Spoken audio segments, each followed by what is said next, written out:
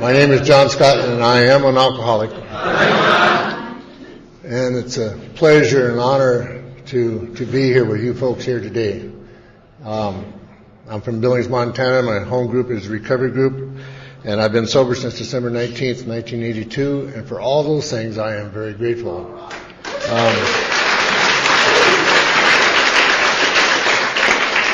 I don't know what I'm doing here. After Larry's talk last night, I tell you that's about as good an AA talk as I've heard in a long, long time. I really enjoyed it.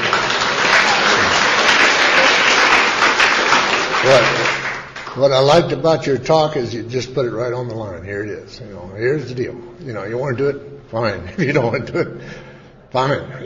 But if you're crazy like I am and you come into Alcoholics Anonymous, it's the only thing that's ever gave me any relief. It's what saved my life, and I am eternally grateful. And I'm honored and thrilled to be able to share my experience, strength, and hope. And probably won't do much good for anybody except the really sick ones, I suppose. But you don't ever know. I've got up here sometimes and really tried to impress people and thought that I was doing a heck of a good job, and nobody says nothing, And then I've got up here and I have just fell on my behind, and some guy comes up and just tears in their eyes and says, "I really liked what you had to say there." And I go, "What was it that I said?" Because what I say and what you hear is going to be two different things anyway. That's what my wife keeps telling me anyway.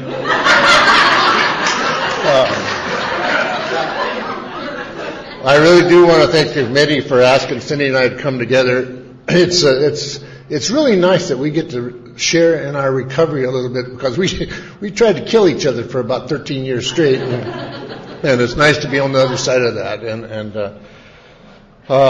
It's an amazing deal, this thing. Not only has it saved my life and got me to where I can live comfortably without drinking alcohol, but I've just had phenomenal bonuses, because I was just sick enough and crazy enough and willing enough to listen to some other people tell me how to operate my life. Because I guarantee you what, if you look at my track record before I got here, you would honestly see that this guy was in charge, or was being controlled by an insane, crazy man who is an egotistical maniac, and that's me. And I didn't know that. I was just doing the best I could with what little I had, I thought, and I didn't know that I had the disease of alcoholism, and I don't think any of us did. I mean, that's how I can't believe that I can live as long as I lived with me and not know nothing about me. You know what I mean? It's like I was like absentee ownership almost, I'm amazed at how well you people know what's wrong with me, because I didn't know what was wrong with me. I really didn't, and I learned early on, and once I got here, I had this. I've been very blessed. I've had 5 sponsors. All of them are dead but one. And I've had them one at a time. I never had. If I'm the kind of guy, if I have more than one sponsor, I'm going to take the path of least resistance every time. So I've been pretty fortunate. I've only had one at a time, but I've been hard on sponsors. I really have. I'll talk about that a lot more, I hope, because those are the guys who literally saved my life.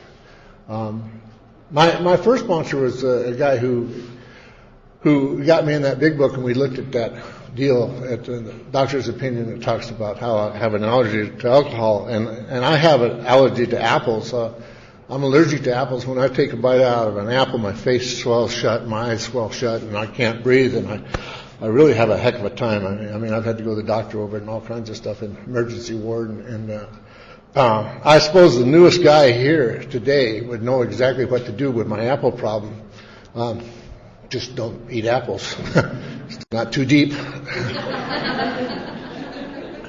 I've never had much of a problem not eating apples. The doctor says don't eat them, and I've never sat there and had a miserable damn day and decided I'm going to go to the store today. I'm going to buy myself 6 apples. I'm going to eat one of them on the way out to the car. I'm going to hide 2 in the glove compartment. I'm going to keep one out here next to me, so when I get home I can eat it at her, and then I'm going to put one in the trunk just in case the rest of them get stolen or something. Never done that. Never had a problem with that at all. Never been to a fancy restaurant and looked over there and saw those people over there, and it's just my luck. I mean, look at, they're having fruit salad, and I can't have any. It's like, I've never had that problem. I've never had that. I mean, I've done that with booze. I've looked over there and seen those people having wine and go, my God, look at those people. They're having wine. Why can't I have wine? You know, and usually if I ever think past that, I'm not a wino like you, or I hated wine. I drink wine to make me sick. I like whiskey 2 at a time and keep them coming. That's the way I like it. And I just never have experienced that. I've never had that experience. I've never had that second part of what alcoholism is the mental obsession. I have never had a mental obsession when it comes to apples. I've never had to go to AA, Apples Anonymous. I've never needed any help in that. You know, it's just something I just don't do. I don't even think about it. I don't sit there and dwell about other people eat. I just don't do that. It doesn't even enter my mind. But the big book of Alcoholics Anonymous says my problem is centered in my mind, and my problem that AA deals with is that insane thinking prior to taking that first drink. And I don't know that that's my problem. I thought the way, people would say, John, you just need to learn how to drink like other people. And I thought that I was really trying. I really was. I thought that I drank fairly well because other people would quit all the time, and I just kept going. I can remember when I first got to AA, within a few days, I remember with tears in my eyes, I was talking to my sponsor, and he says, well, what do you want out of Alcoholics Anonymous? And I remember saying, I want to drink like normal people. And he laughed. Sounds like my sponsor. He laughed. He says, no, you don't. You don't want to drink like that. You know what other people do? Al-Anons are kind of bad for this. Some Al-Anons. Yeah, I don't want to hurt any Al-Anons' feelings around here. I can see this is a tough bunch, but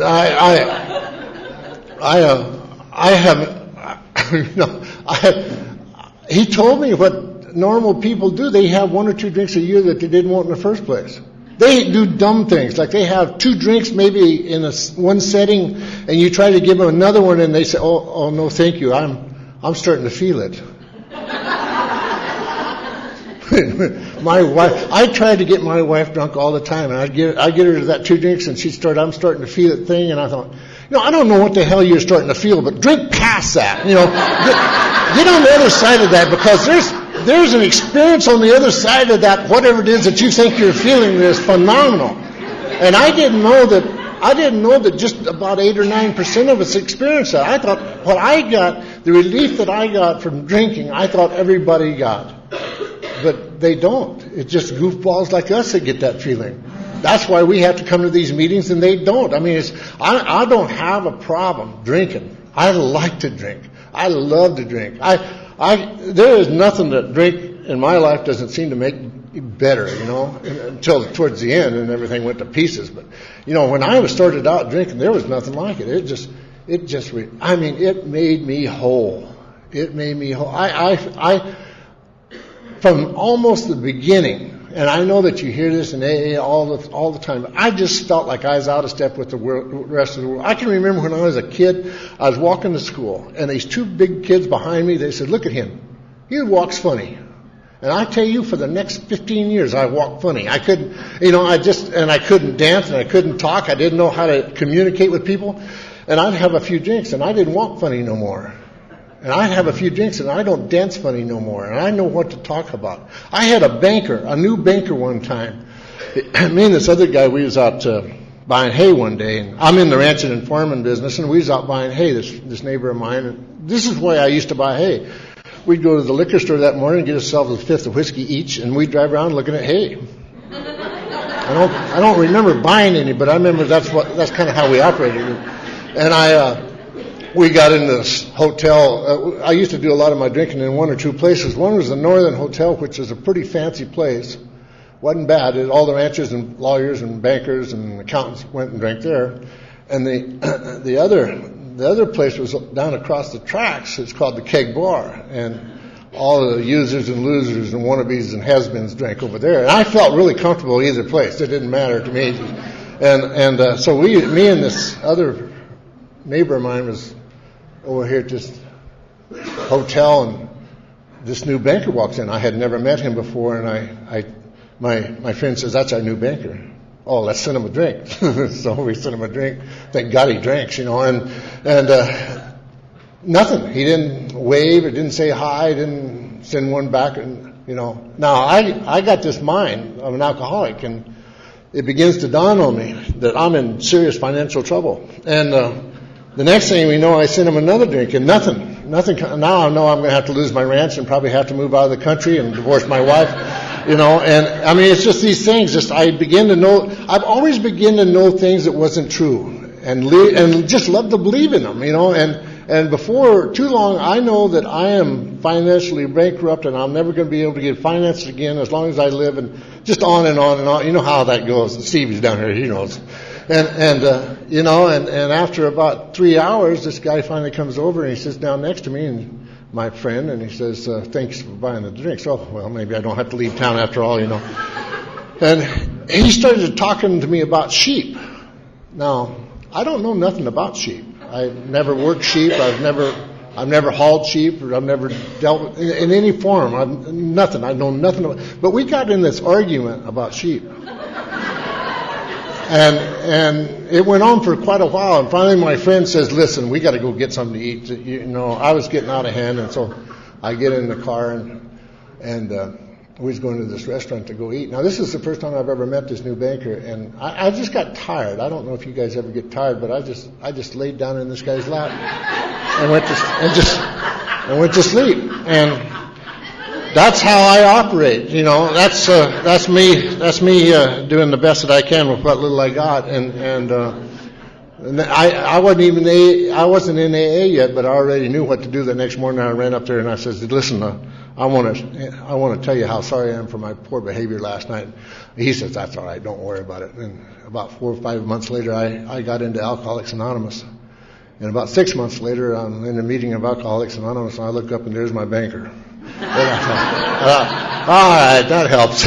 That helps a lot. So, I don't do well when I'm drinking it, but I sure think I am. And I got to a place where, in my own mind, I loved my wife when we first got married. She was hot. She just absolutely just was the apple of my eye, and I just loved her dearly. But after about 13 years, I'd had about as much fun as I could stand, and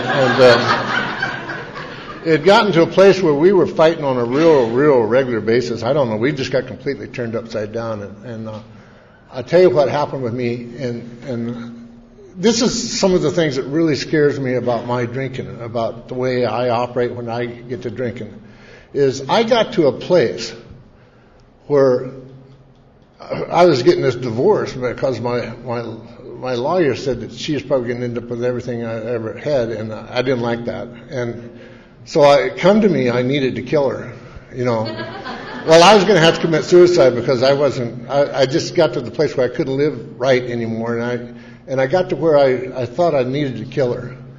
And I dwelled on it, and I got to thinking about the kids, and how those kids would be if they found out that their dad had killed their mom, and I got to thinking about them kids and about how I should take them out. And there's a doctor in Billings that did that not too long ago. And I understand that. I see that insanity in my own life, and I tell you what, when I come to Alcoholics Anonymous, you asked me, you said, "If you want what we have, come go along with us." And I don't know if I liked what you had, but I guarantee you I did not like what I had.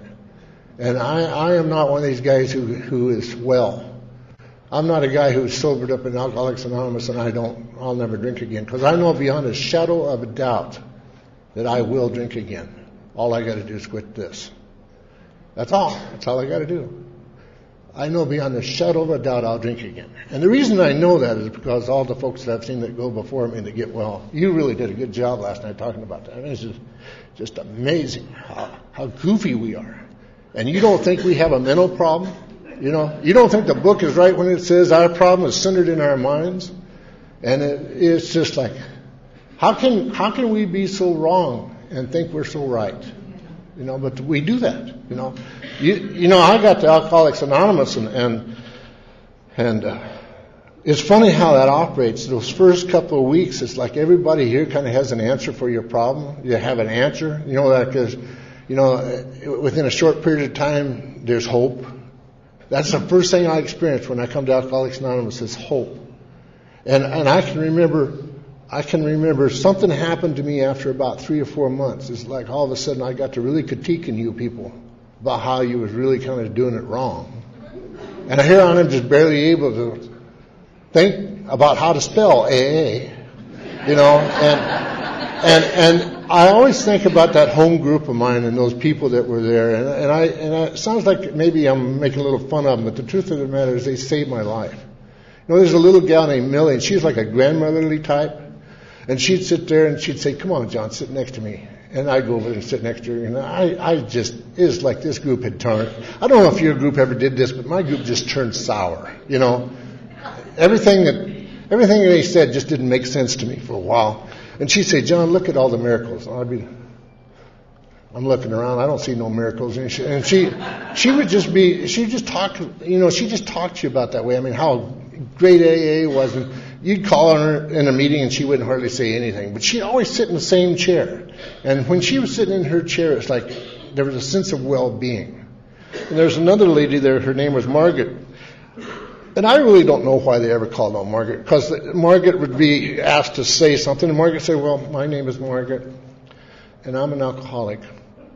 And them that stay sober go to meetings, and them that don't. Thank you."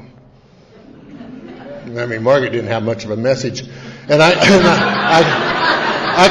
can remember, like, if you called on Margaret 6 months from now, it'd go like this.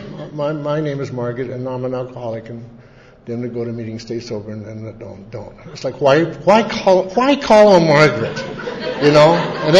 And then I got hooked up with this goofy sponsor. His name was Richard right off the bat, and he was a used car salesman. He sold me a diesel car. I mean, my car that I had was running on its last leg. He says, "Come on over tomorrow. I got a deal for you." He says, "I'll hook you up." So, all right. So I go over there, and Cindy and I, for some reason, at the time that I got to Alcoholics Anonymous, she had moved back into the house. She had this series of moves, but I'm going to let her tell about that.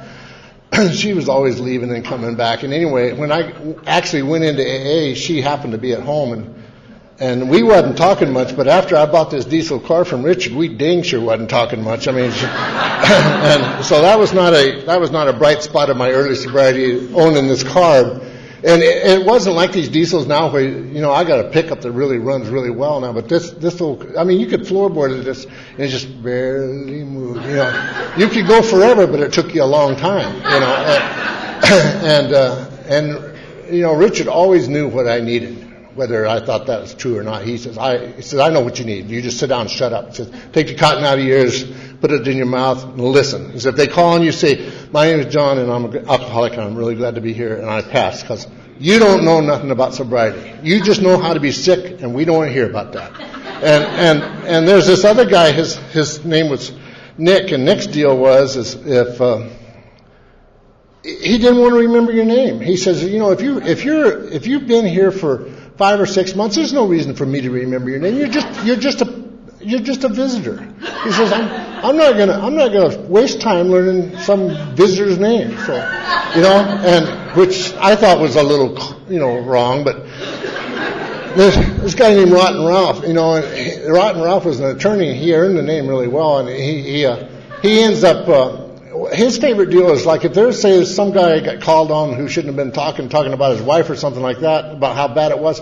After that he would sit there and he'd just hammer that new guy and just nail you. I mean, just nail you, make you want to quit. You know, make you want to eat nails. And when he gets all done with this nailing you, at the very end, he said, "Now, if I had made you so mad that you feel like you need a drink," he'd reach in his pocket and pull out his dollar for the meeting. He says, "Let me buy you your first drink. Let me buy you." And I'm going, this ain't no way to treat new people. I mean, come on, you know. And Richard used to tell me, he says, how's things going along with your marriage? And I said, "Well, I hate my wife. I'm going to get a divorce." He says, "Wait a minute. you're getting a divorce? And I said, well, yeah, I'm going to get a divorce. I can't stand her. She's crazy. Damn right she's crazy. He says, anybody who lives with you for 13 years got to be plumb out of her mind. He says, I want you to start going home and telling her that you love her. It's an honesty program. They got me lying right off the bat.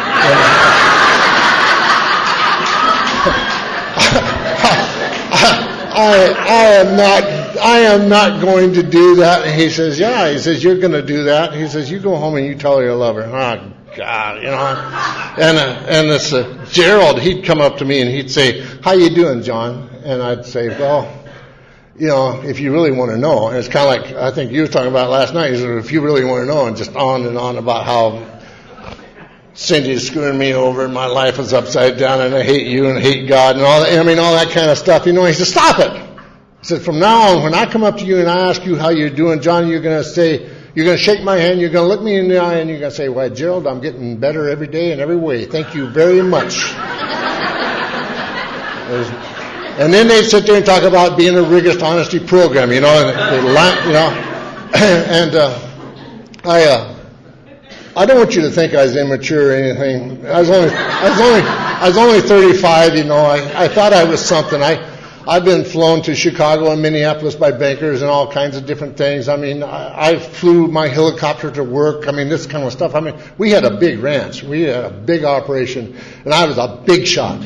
And here these small people were trying to tell me how I'm supposed to treat my wife and live. And it's like, it just didn't feel right. You know what I mean?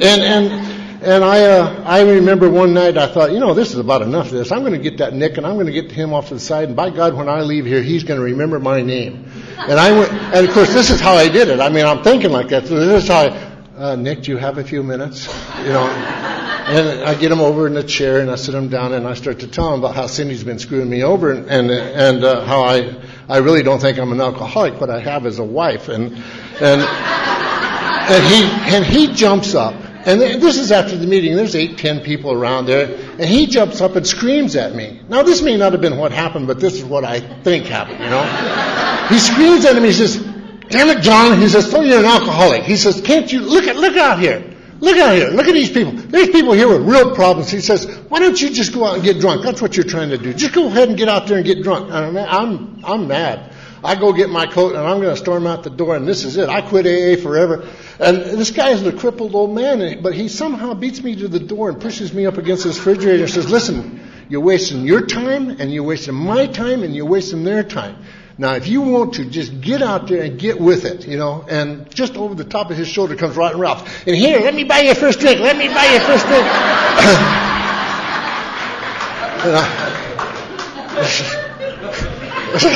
I don't think I can do much more of this. I was right at the end of my rope, and I jumped out there, and I got in my diesel car, and I'm going to spin gravel all over the parking lot. And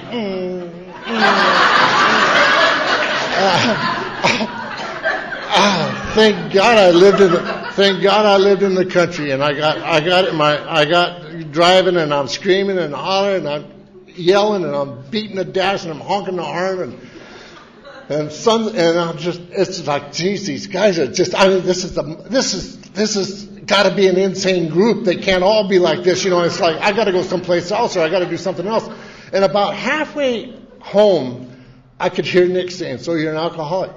What are you going to do about it? So you're an alcoholic. What are you going to do about it? And I don't think there's a big change at that point, but there was a change.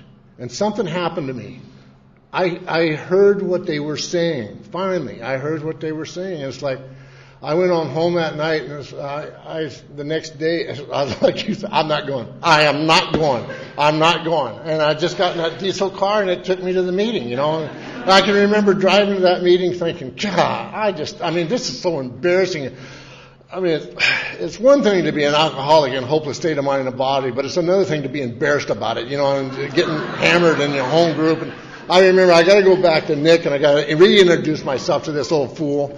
And maybe he'll learn my name in a couple more months if I stick around. And I got to give Ralph back his damn dollar. And I got to go up to Gerald, and Gerald's going to be standing there at the door, and he's going to say, John, how you doing? I'm going to go, why, Gerald, I'm getting better in every way every day. Thank you very much. And it's like something happened, and it dawned on me, if I can get me out of the way, I might start to get better. I might start to get better. And it's like all of a sudden things started to change. Things started to change. I started to listen to these people. It's amazing. Gerald was a guy who, if he got called on that first 15, 20 minutes of the meeting, it's like, oh no. Because when the meeting's over, you know who's still going to be talking. It's Gerald. And if Gerald got called on at the 15 minutes towards the end of the meeting, it's going to be a long meeting. That's all there is to it. And I'd sit there and I'd look around, oh good, Gerald's not here tonight. We don't have to worry about listening to this crap all night. But after that, I would be the guy who would have Gerald out in the parking lot, and we'd be talking. We'd be talking till midnight or 1 o'clock or 2 o'clock. He was that guy. And I think we've all had that guy before, and there was a sense of well-being and comfort that I seemed to get when I walked in the door. It's like things started to change. And Richard was hammering me about telling my wife that I loved her, and I said, I don't want to do that. I mean, come on, for crying out loud, she's crazy. He said, yeah, she's crazy. We know that. I'm going to tell you something, John, and I don't want to hurt none of the Al-Anon's feelings here, so don't get too excited about it. But I'm just telling you what he said. He says, John, I'm going to tell you something. They're sicker than we are.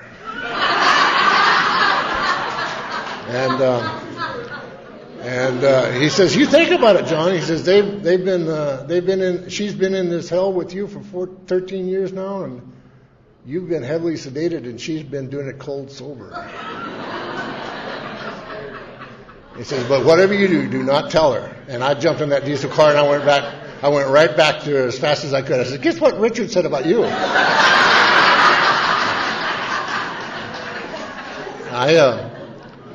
He says, I want you to start treating her like you love her. And I didn't want to do that. He says, yeah, you're going to start treating her like you love her. And he says, and you're going to tell her that you love her. And he says, that's another thing you're going to start doing. Whenever you tell her that you love her, and she knows that you're a liar. And he says, for you to tell her somebody that you love her doesn't mean nothing. He says, you've got to show her that you love her. And my ears go up right away because it's been a long time since I've been in the big bed. No, he says, that's not what I'm talking about. That's not what I'm talking about. He says, you'll carry out the garbage. He says, you'll clean up the mess. You'll take her out to eat every once in a while. You'll start treating her like you love her. And I said, I'm not going to do that. And he says, now listen to me. If you do this and you do it right, it will drive her crazy.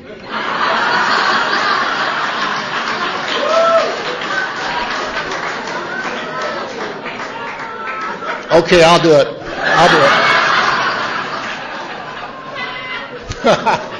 And it did too. It's like it just tipped her over. I was doing an inventory one time, and she had this deal. I mean, she hated it. Before we got to Alcoholics Anonymous, you're a damn alcoholic. You got to do something about your drinking. You're just And then I got sober, and all of a sudden I wasn't that bad. Now, I don't know if anybody else in here has experienced this, but it's like sometimes Al-Anons are hard to please. And I got to be careful, the noise here. But sometimes they're hard to please, and it's like, okay, now I'm sober and going to meetings, and I'm doing what you wanted me to do just a few months ago. Well, I wasn't doing it right. And I didn't know how she knew that, and I talked to Richard about that, and he'd tell me about her being a little ill, and he says, you just make sure you get in that car and you come to meetings. And I can remember that night I was getting ready to go to the meeting, and she called me a few names and told me some of the things that I've been doing wrong. And I'd been working on this inventory, and I just pulled it out and said, well, look here, there's a few things that you left out. And I started going down through that list, and you could just see it just, it's like, those were fine days. I mean, it's amazing. It's amazing. And now today, I guess, in my home group, I'm a little bit sad by this. And this is not pointed at anybody, but it's like we are sick people when we come here. We really are. We are sick people when we come here. And one of the worst things in the world can happen to a guy like me is to get into Alcoholics Anonymous and start getting this good life and start receiving the huge benefits of not only staying sober but being able to live comfortably in my own skin.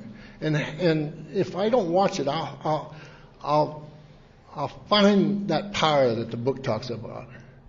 And if I don't really pay attention to what's going on in my life and I get to taking this stuff for granted, an amazing thing comes to me and I begin to have rights.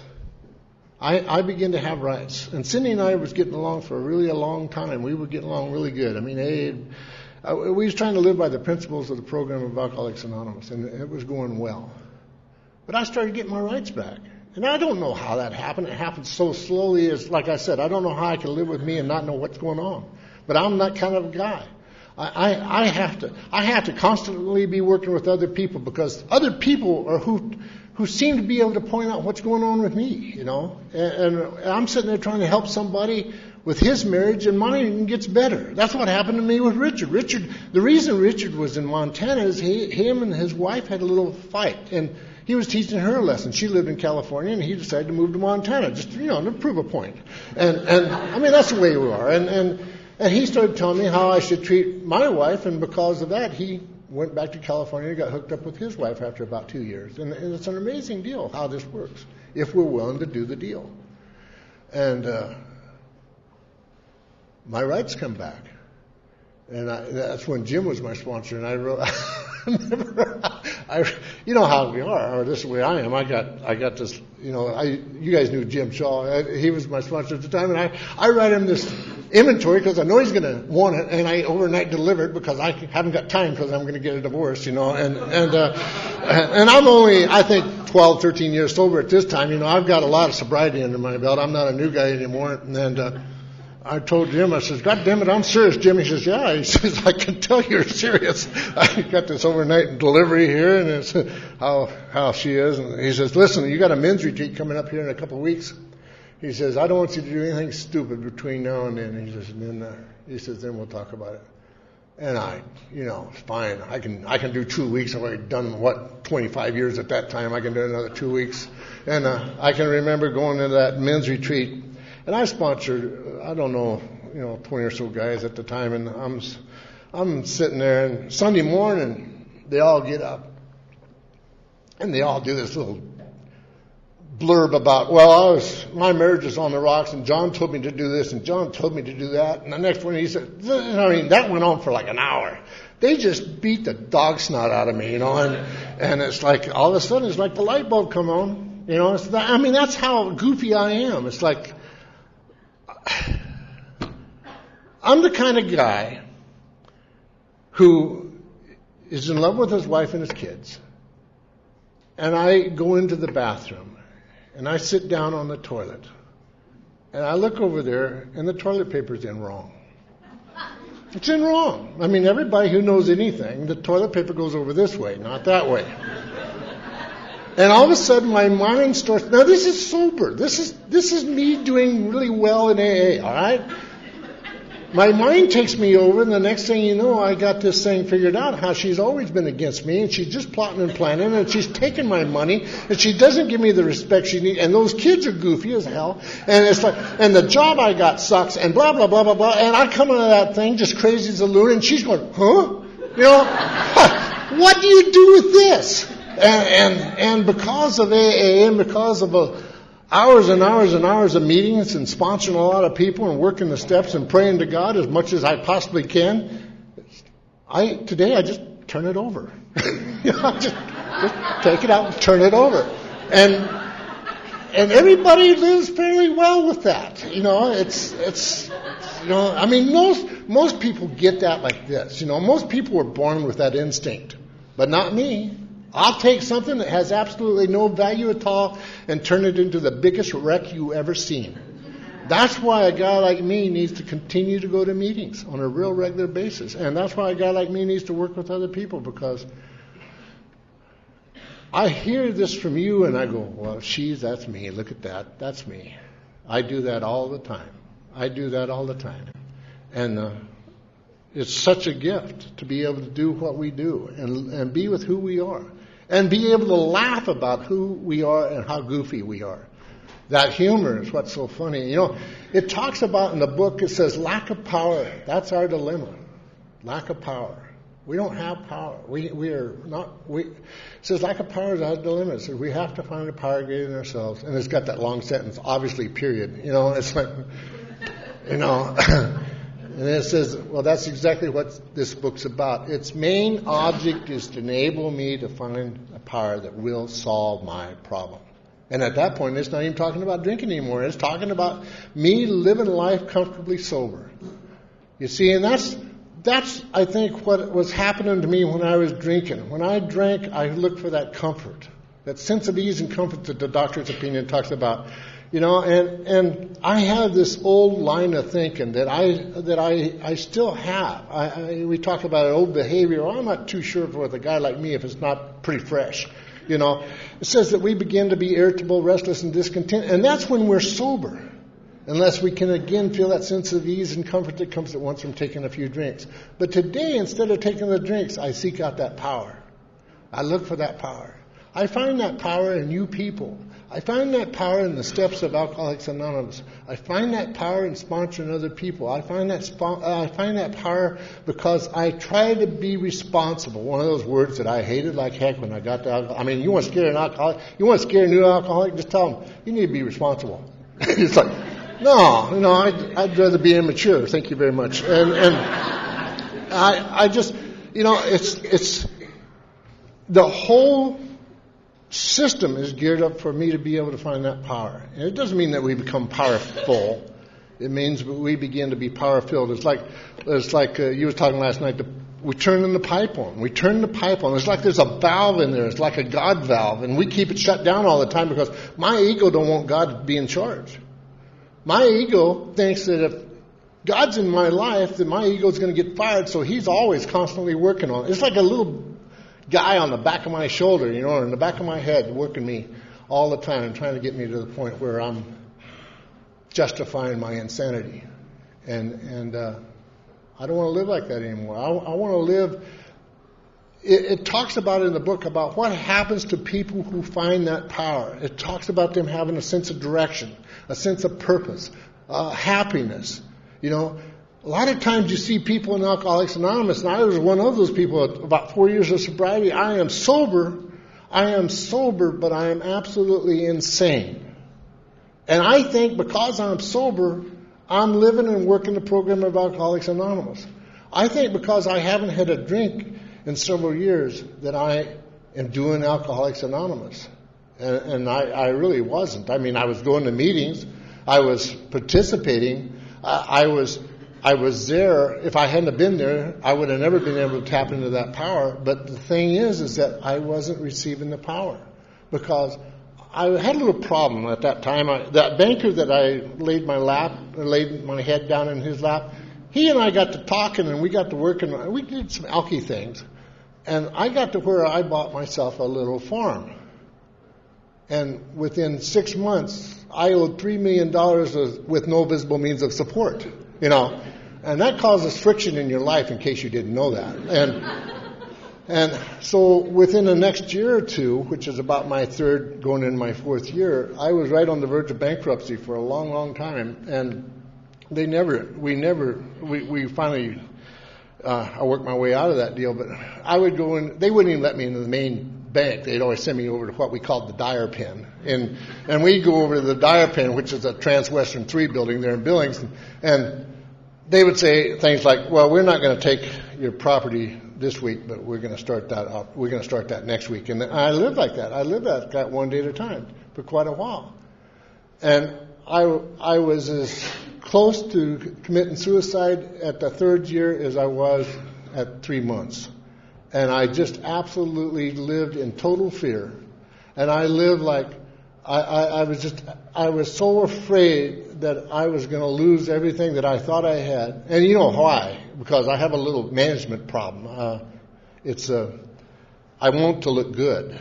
I want to look good to you. I want you to think highly of me because if you think highly of me, I will be all right. If you like me, I'll be all right. And so I know that you're not going to like me whenever I lose everything that I've got. And my wife at the time and my children at the time were absolutely insane because their dad was absolutely insane. And I already told you about the toilet paper. That happened during that period of time. Just insanity. Just craziness. I mean, people around me they walked on eggshells because they didn't know how to act around me, because I didn't know how totally self-obsessed I was. I mean, I shouldn't be self-obsessed because I got 4 years. I've kind of done the steps. I've kind of worked a program, but I'm just absolutely at wit's end. And that's about the time Jim started sponsoring me, and we did some really dumb things. I mean, we like go to the book and do what it says. I mean, really? Nah, you just kind of want to do it. You know, it's kind of like, let's go swimming. I'll put my toe in the water and call it good, okay? But the only difference is that we're talking about saving my life. We're talking about getting to a place where I can find that power. We're getting to a place where I can find that power. And I have to get rid of me to find the power. Self-will cannot overcome self-will. We should, I mean, it should, but it just doesn't work that way, you know. And I know it should because I tried it hard for a long time. I had to get to a place where I'm willing to give up on everything I ever thought I needed so I can get everything I ever wanted. Sometimes I have felt like I have got it. You ever felt like you got it? Usually when I think I got it, I'm not even close to it. But the times that I don't think I have it, the times that I think I'm as far away from it as I can be, I'm probably closer than I ever thought I could be. Because those are the times when I'm willing to give up on me having it my way. Those are the times when I'm able to breathe in and out and say, all right, God, you're in charge. Now, what do you want me to do? What do you want from me? And I think it's really simple. I think he wants me to clean house and help others. Because if I make an attempt to clean house, I'm not going to do it right anyway. I mean, come on. I'm really not going to do it right. Might think I'm going to do it. If I think I'm going to do it right, I'm not. So, and to help others. And the more I help others, the cleaner it gets, the cleaner it gets, the cleaner it gets. You know, so here I am. I'm in a point of desperation. After I've been sober for 4 years, and it's like all of a sudden the light bulb comes on.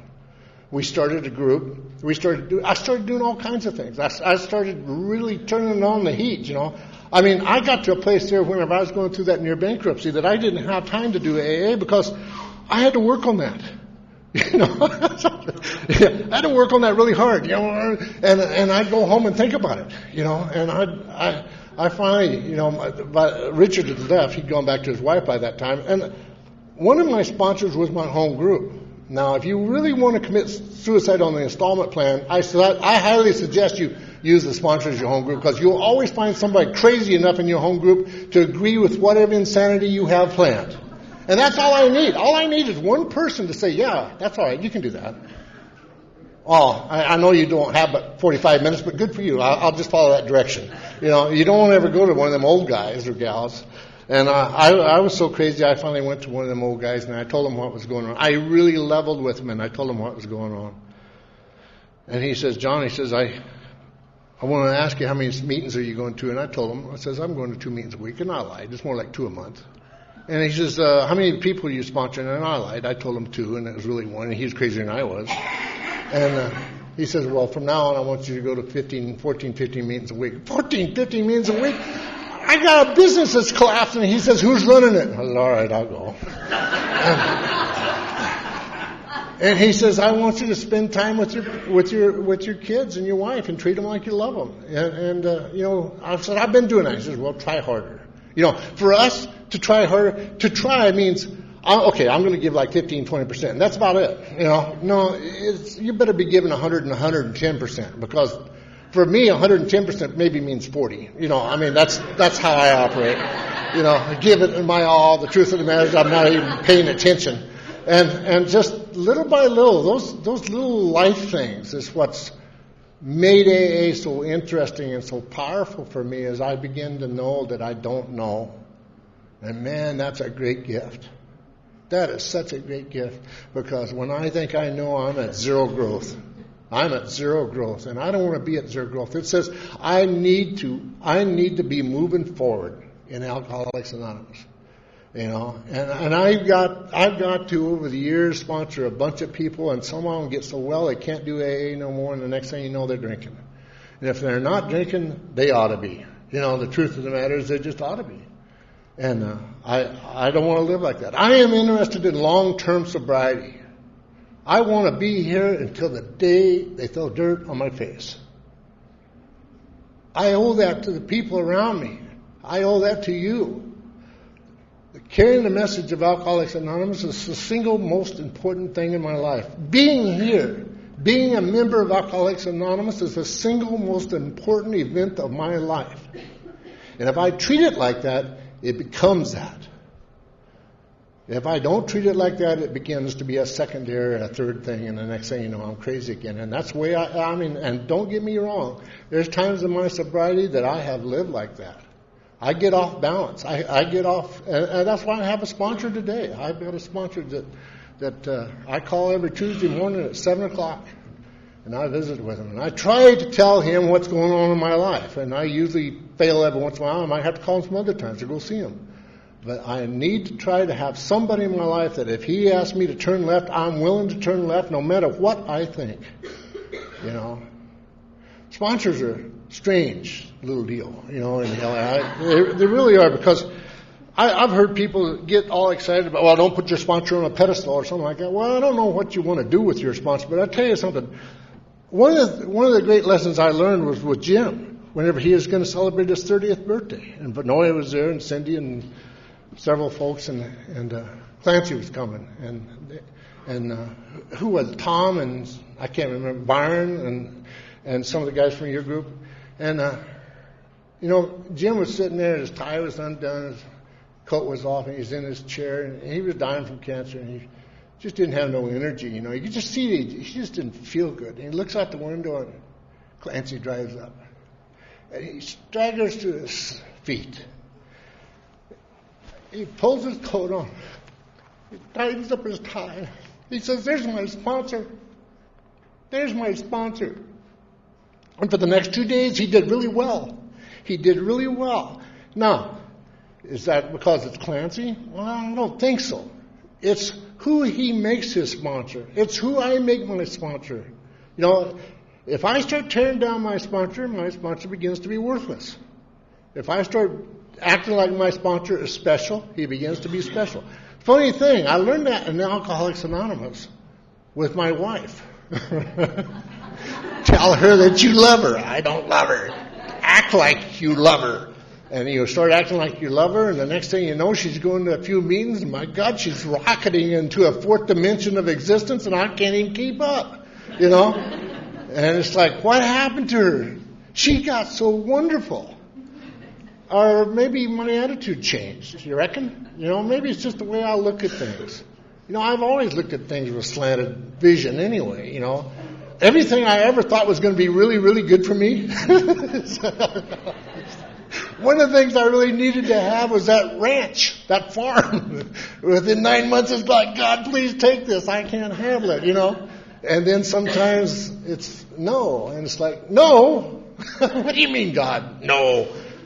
I need this. I got to have this. Well, a few months later, you're really lucky. You can see why you really, really didn't want it, And I like what I've heard a lot of places is, God works 3 ways. Yes, no, and okay. Well, if you insist. You really kind of want to be careful with that. We sit there and say, well, I guess all I can do is pray. Well, that's a big deal. That's a big all you can do. Because I think that whenever I go to praying for God's will in my life, it's like a great big door's unlocked and something's going to happen. And if you believe something's going to happen, Millie used to say something that really always kind of got me. She says, if you don't believe in prayer, start taking notes. And if you're like me, I pray about this and I pray about that and I don't remember nothing. But you start taking notes and all of a sudden you see that your prayers are being answered. Your prayers are being answered. It's a phenomenal deal. And there's some people that come to Alcoholics Anonymous and they think that being sober is enough. And I was one of those people at 4 years. And at 4 years, I was graced. something happened to me where I was able to believe in the power given to myself that started to solve my problems. And don't get me wrong, there's a lot of times that I just, I bought a new tractor. I know, Steve and I, most people covet other people's wives. Steve and I covet other people's machinery. And I bought this tractor, and it's a one of them green tractors, but it's got the little GPS on it. You can tune that thing in, and it will go forever on a straight line. And you turn around and it come right back, and it'll be just like that, just one furrow away from the last pass. Phenomenal. It really makes my job a lot easier. And it's a really weird deal, because this tractor, it gets on course by being off course. It receiving a signal from up above that you can't see and you can't feel, and you don't know that it's there. But the tractor knows it's there because it's in tune with it. And it stays on that path by just being off path just a little bit. It's like AA, you know what I mean? We are sitting here in this room directed by a power coming from someplace. We don't see it, we can't feel it, but we know it's there. We know it's there. It's just a phenomenal deal. It's like God's GPS for AA, And it's like people will sit there and say, well, it doesn't exist. Well, go ahead. My furrow will be straight. How's yours? And sometimes, even though I know that this program is working, that this program that my tractor has is working, sometimes I just want to take the wheel and just kind of screw up my furrow. And it's, it's kind of my nature, I guess. And that's why I need to keep coming back here and being with you people, because this is what happens to me when I'm with you. I have a sense of direction. I have a sense of purpose. I feel good about the people around me. I think for the most part they feel fairly decent about me, not all the time. I love Alcoholics Anonymous, and I love what it does for me. And one of the things that it's done for me over the years, and especially this morning, is I can see a lot of miracles. Millie was right. I've stayed here long enough, I can see some miracles, and there's a bunch of them in this room, I'll guarantee you. And another thing, if you're really new here, and you hear a lot of goofy things, and some of them you believe in and some of them you don't, I got to tell you something that I learned along the way that really makes a lot of sense. It's we like, if you're like me, you like to make AA really deep and hard. Because if it's really deep and hard, you might not be able to stay sober, and if you don't stay sober, you get to drink again, But there's something that I've learned here that is not really deep and it's not really hard, and it goes like this. Them that go to meetings stay sober, and them that don't. Thank you.